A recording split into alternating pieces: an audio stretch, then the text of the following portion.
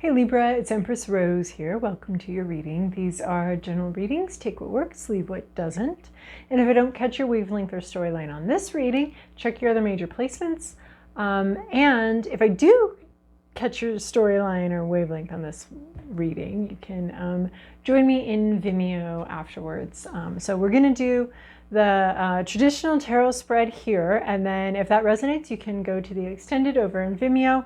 We'll have all the oracle decks and more clarification to the story, or sometimes an additional story. So I have already shuffled, so I'm going to cut the deck now. Overall for the reading is Four of Pentacles. A clinginess, clinging to not much, a timeout, an obsession. Oh, this is interesting. This is quite an interesting card. We have a fox. Very curious and very interested in a bunch of baby bunnies. It's an interesting card. It's an interesting depiction of the Four of Pentacles phenomenon, of being fascinated, being absorbed, maybe even being a little obsessed. This fox isn't really, there's a more of a playful vibe here than I usually see with this card. It's so interesting to see how the different artists depict the card. So Four of Pentacles is a clinginess and an obsession. That obsession can be mild. It can be appropriate, like when you have a new baby or you're on your honeymoon, or it can be, it can lead you, or if you're in finals or something like that, right? Or it can lead you to be obsessed with not that much, like clinging very hard to not all that big of a deal. So this fox is just, I see quite a bit of curiosity and a little bit of, I see more of a mild obsession in here, a benign obsession. It could turn dangerous with this fox here in this protected space.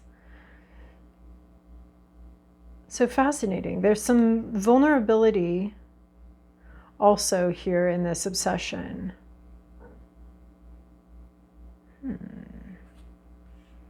All right, Libra, this is your past, your present, your inner landscape, what's at issue, your environment, to-do list, and possible outcome. All right, so we've got some cards here that I haven't seen in ages, so it's always interesting to see these things. Okay, so a little bit of an obsession vibe. Overall, could turn dangerous, I like how it sits in this middle of, like, could be a little gentle, could be a little dangerous. We're sitting right where we don't know which way this is going to go. Is this little fox going to eat these little bunnies, or is he just playing with them for now, for a while? Not sure. And then this card is just gorgeous. Of course, I love the spider cards. But the Hermit card in your recent past. This can be single, this can be going alone, this can be ignoring somebody, somebody's else's issues and expectations and deals and all of that. Like just kind of turning your back and doing your own thing, creating your own reality, going with your own life. There's like it feels upside down here. And that maybe part of this, recession from life, this receding from the hubbub into your own little corner, has been a bit of a shift in perspective for you. The Hermit's always about like following your own path, but it can also be about ignoring other people, ignoring what they're doing or trying to, because if we're ignoring them, we actually are aware of them, but we're just intentionally ignoring them. So there's intentionality there, and there's also like there's like denial, or okay, I see this is going on, but I'm not participating in it. I'm not going to be part of that. So sort of receding from group activities or stepping away from something. Relationship-wise in particular, so that you can make a lot of it's just following your own path, making your own decisions, making your own sort of nest, your own web in whichever way it feels right to you, and not necessarily paying so much attention to everything around you. So there's some freedom here in the Hermit in just going alone, I'm not going to really deal with you or your expectations or your deals here, but just being who you are and bringing that to the table, and just being in your own life here, doing what seems right. In your current situation, you have, oh, this is fascinating. You have a 9 of Swords. What is up with swords today? My goodness. Swords in Leo and Virgo, and for whatever reason I'm doing this one today as well. A lot of swords in communication. But this is 10 of Swords. A painful, dark night is ended. Oh, we have this grieving bird here who has lost their future. There's a lot of loss here. And it's like you went off alone and then were unprotected in a way. There's like but it's 10 of Swords. It's always darkest before the dawn. Wow, we have this red moon out here, this angry looking moon, this intuition here, this, it's not that things aren't seen, and things are seen, like this hermit's seeking its own path, seeing what lies before it, seeing its environment very clearly. This 10 of Swords in your current situation is seeing very clearly this painful end. Oh, this is like the saddest card I've ever seen. This is like, little baby bird is dead here, stabbed. And it's almost like this one's looking at this bird and like, see what happens?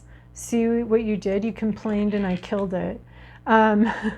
There's like a grief here. But it's the end, right? There's no more. It's like the dream is dead. The vision is dead. There's not more that can go wrong here. This doesn't get worse. So that's always the subtle beauty of the 10 of Swords. It can't get any worse. It's already gotten as bad as it is. It's already as painful. You've already experienced the maximum amount of pain here. The situation doesn't bring in more pain. And there's been a loss, but it's over. Like, this is the darkness before the dawn. There are no more swords. There's no more to be lost. Like, she lost all her babes, all her little babies, all of her, this is a metaphor, my gosh. She's lost all of the, all the work she put into something is gone. All of the effort is lost. All of the future plans are all dead. This is it. It's like a full yard sale here of just, okay, lost everything. This is about a specific situation. This is not your whole life. This is one situation. Well, man, I'm so absorbed by this. I feel it might as well be your whole life. I don't know. This is a lot of pain and suffering here. So, but it doesn't get more painful. The situation doesn't get more painful. It's the maximum. It's the 10. It's the completion. So it's the completion of a painful cycle. I'm more absorbed in the pain right here, but it's a completion of a painful situation, something that's been really difficult. It comes to an end. There's no more in the back there for people to go find. What you're worried about is the Tower, catastrophe, right? Well, yeah, that's what I'm seeing here is like almost this catastrophizing, like one situation isn't going well, has reached maximum levels of pain. And there might be like a sense of like, the whole thing's gonna go now, like everything's gonna suck. This one thing is super painful, all these super painful realizations, painful words, things that were spoken, things that were said. It's reached its pinnacle, and you're worried about even more, like bigger. How far reaching is this? Is this pain? Is this suffering? This is the end of a structure in your life that's provided a lot of stability, provided a home. It's time for it to end, though. It's time for it to come to an end. But this is just in your fears. That's right. We're not dealing with reality. We're dealing with what's in your mind. Is this catastrophizing, this like disaster, like you're having a painful experience and it's in the minor arcana, and you're worried that we're going to start becoming a major arcana here, that the whole thing's going to go, that everything's falling apart. So in this one, we have the mama, and then her dream, her vision, her baby kind of is deceased here, and the dream is over. It's been a very painful situation, and then your mind's like, does this make all the dreams end, or is this a bigger structural issue? This whole tree, does it go? Okay, the baby's gone, which I can't really, like, as a mom, I'm having a hard time imagining this not being this. Like,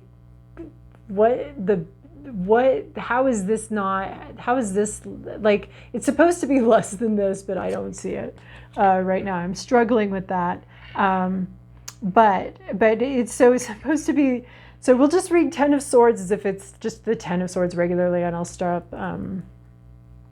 seeing it as this Tower moment. But 10 of Swords, end of a painful cycle. That's that. End of a painful cycle. There are no more swords. There's nothing else that's going to happen here. That's where you're at right now. But you're worried. I think you're worried that what else? When's the other shoe going to drop? When's even more bad things happen? When's the next catastrophe? When's the next disaster? When does my life get upheaved again? When does this painful situation, it's got you like on edge, is what I see. Oh yes, yeah, because then we have the 9 of Swords coming in. It's got you on edge. Something difficult happened, and it's got you just kind of jittery and on edge, and looking for any sign that the whole tree's going to crack. Not just this event, but like the whole, everything goes now, is what you're worried about. So what's at issue here? 9 of Swords in reverse, though. So 9 of Swords in the upright is the Nightmare card. It's the anxiety card, where like something actually happened and you're just really on edge waiting for something bigger to happen. You're very worried about just sort of the shitticanes that life offers us, where one thing goes wrong and then, oh, that was just the first breeze, honey. We've got like a whole thing coming in here. We've got a whole class 5, and this 10 of Swords was just the first bit. And then now we've got this whole thing coming down in a hurricane. And you know, and then the egg falling out of the nest was just one problem in the first one out of 40 billion. But it's actually supposed to be the end, but I don't think you're seeing that. Like it's over, but it has you looking at like much like it's just the beginning of mad catastrophes. It has you catastrophizing. And then we have this 9 of Swords here in reverse. So in the upright, it's about anxiety. In the reverse, it's about releasing that anxiety, letting go. Okay, calming down. Let's calm down. That was one crisis. We can dial it back, right? We're going from a 10 of Swords to a 9 of Swords. Let's just dial back down the anxiety, the crisis, and it's maybe not going full-blown, class 5 hurricane status. It's an unfortunate wind. It was difficult. It was unfortunate, but let's dial down the anxiety. So that's a little bit of where you're in this process of dialing down the anxiety, letting it go, soothing some things over, trying to pull yourself out of a tailspin is what I'm seeing here. Trying to pull yourself out of a tailspin. So tailspin, that was like legit, like this 10 of Swords isn't saying that wasn't painful and that was nothing. It was legit, but now we can dial it down, and that's what's going on here in the 9 of Swords in reverse. I love the 9 of Swords in reverse. That there's a receding of the anxiety, a receding of the pain, a receding of something that's had you up in your head and tied in knots. It's like letting go of you as you let go of it. There's got to be a mutual, right? If we're holding hands, one person can let go and the other person can still be holding. So there's like a mutual letting go, like life is kind of gentling and you can gentle too. And then I see this 4 of Pentacles where we didn't necessarily know how this was going to turn out, where this was going. So in your environment, we have Page of Swords. We have somebody here with information, maybe a little awkward. Maybe they don't know what to do with the information. Maybe they communicated something to you a little bit awkwardly. This is our freshman, our rookie dealing with information, dealing with communication, not doing a perfect job, a little skittish, a little not a masterful communicator, didn't really think it through. They just were like, whoa, I didn't realize. This could have been someone that hurt you, really wounded you, and had no idea that that's what they were doing. They just kind of said a couple things as they came in, and they weren't very good at it. They didn't do a good job of communicating what they wanted to communicate, maybe a little bit awkward. So Page of Swords, this is going to be like, these court cards are like my paper dolls, and then it's like, I have information, I want to talk, and then it all comes out weird. And yeah, so maybe some surprising information, new information. Maybe you communicated with this person and they've got new information, and they're just kind of like, wow, what was that? What came in here? I don't quite understand what I've got here. So, so maybe this is like helping. This awkward communication might actually be, since it's the One of Swords and we have this Nine of Swords in reverse, maybe your anxiety combined with this bad communication, this sloppy newbie baby communication, right? Babies don't talk very good. That's what we got here. Page of Swords. It combined to make a catastrophe, and now you're worried that the catastrophe just keeps going. But in fact, it's just this one limited thing. Just keep the catastrophe limited here. Your to-do list, Queen of Cups. Feel your feelings. Dive deep, go deep into your intuition, into your feelings, into everything that's down there, all of the emotions, not just the pleasant ones, not just the happy ones, but the ones that echo past, back through time. Like, why was this so triggering for you? Going back, feeling that, looking at it. There's definitely a deep emotional vibe here where you're going deep within. You're looking at both the good, the bad, the ugly, the beautiful, the wonderful, all of those emotions, feel them all. This red moon shows up here. So going into that, if you were angry or triggered or upset by this, go into that, explore that, because that red moon is really talking to me about some strong, unpleasant emotions that need to be explored. And we explore them by first accepting that we have them, so that unconditional love and acceptance for ourselves, for all of our feelings, all of our emotions. All of the feelings are fine. How we react to them and respond to them is now that's now we can judge that, but the emotions themselves have to be okay, right? Because we're not, it's just information. It's just like, you know, I'm touching this and I feel it. So is this, so that feeling, that thing that's touching, and let's say I have a cut here or something and it hurts, like feeling that is neither bad nor good. I mean, in fact, it's actually very good for me to feel that, because that will help me protect myself. So allowing all of those feelings, and where maybe you've been overprotective, and this is just something you're doing with yourself. You're just feeling your feelings, accepting them, welcoming them in, understanding where they come from and what they're trying to tell you, all of that. So then we have possible outcome, Eight of Cups. You may decide to, you may want to move on from this. You may see that there's something better out there for you, and maybe the situation that was so painful for you, maybe you need to like take yourself out of that. But it is, this Eight of Cups is about seeing something that you want, seeing that something that's preferable, seeing something that's better, something can be improved. You're the Queen of Cups, and you have the ability to improve the situation. Not accepting the status quo, but